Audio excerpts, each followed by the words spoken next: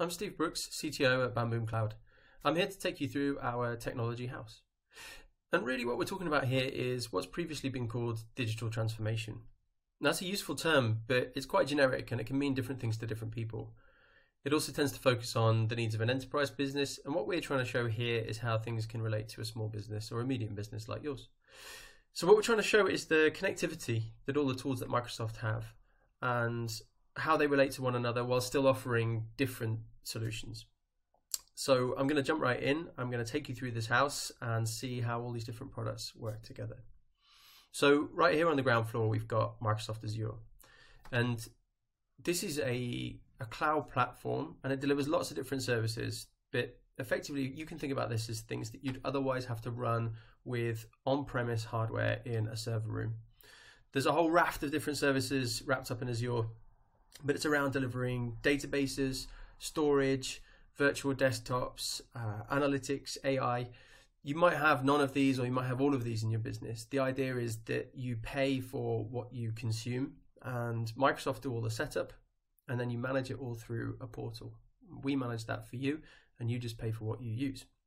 So the idea is that you might be moving something like your finance system to the cloud and have that well in hand, but you might still have other applications in the business sat on premise. You might want to think about these and how you could use Azure to host these and get rid of all of those servers that are still left in your offices or in your IT providers' offices. So a couple of things to remember and understand about Azure are that it's about moving on-premise workloads to the cloud. And from our perspective, we still do everything just like we do anywhere else in the business with fixed price, fixed scope bundles to help you. If we take a step up onto the ground floor, the first floor here, we've got Microsoft 365. Now, this is one that you probably know much more about already. A lot of us live and breathe this already.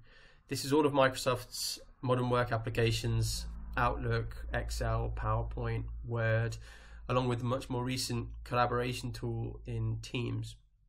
What's also really important to understand is this is all wrapped up in security, storage, all of your single sign-on, so you just put in your username and password once. Microsoft 365 wraps all of that up together.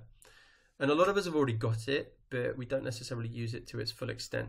So you might be familiar with using Outlook, Word, PowerPoint, those apps that I mentioned before. You might chat to your teammates on Teams. You've probably all had to go through video conferencing on Teams as well. But how much are you using Teams to collaborate on a single topic? Do you make the most of sharing a file into Teams and then co-authoring on it so that you can comment, review, and share all at the same time? And how much do you know about the things, if you click on the top left of your Office applications, Delve, Sway, Lists, Bookings, OneNote, Planner? These are all the things that, as I said, you may already have access to within your Microsoft 365 license. You've got a lot of this functionality for free. Potentially, it's doubling up with applications that you've already got elsewhere in the business. So these are things that you can talk to us about and understand, are we getting the most out of what we're paying for? Teams is Microsoft's big collaboration platform. Soon you're going to be able to run everything from within that. So it's really important that you understand what's out there, what you're paying for, and of course, we'd love to help you with that. So next we step up into the floor above, Dynamics 365. This is where, if you like, the operations of the business are carried out. If Azure and Microsoft 365 was putting the right foundations in place and making sure everything was secure from the app side, Dynamics 365 is around how the business does what it does. So it's a whole family of applications. The ones we focus on are Dynamics 365 Sales Professional and Dynamics 365 Business Central. Business Central, incidentally, used to be called NAV or Navision or NAV, for those of you who have heard those terms before. But the whole of Dynamics is a family of apps that run your business. Finance, marketing, sales, project management, stock control, everything you'd expect from a finance system. So billing, buying, journals, bank recs, these are all of the areas that are in scope for Dynamics.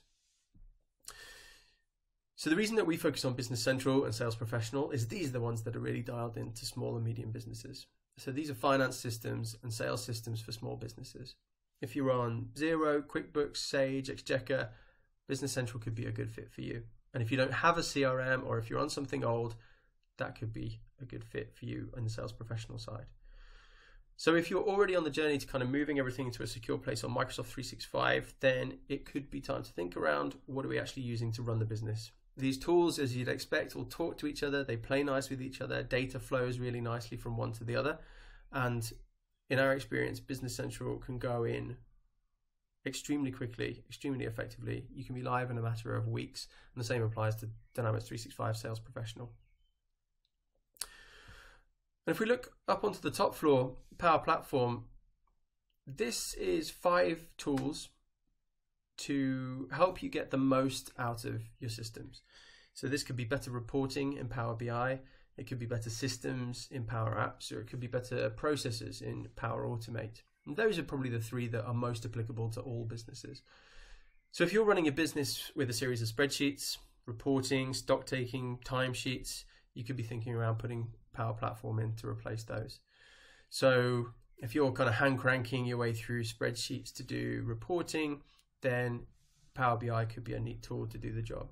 If you have to do things like manual stock takes, it might be suitable for a Power App. Or if you've got things like expense approvals or timesheets, then you might find that Power Automate could help the approval and help create the workflows for those approvals to happen.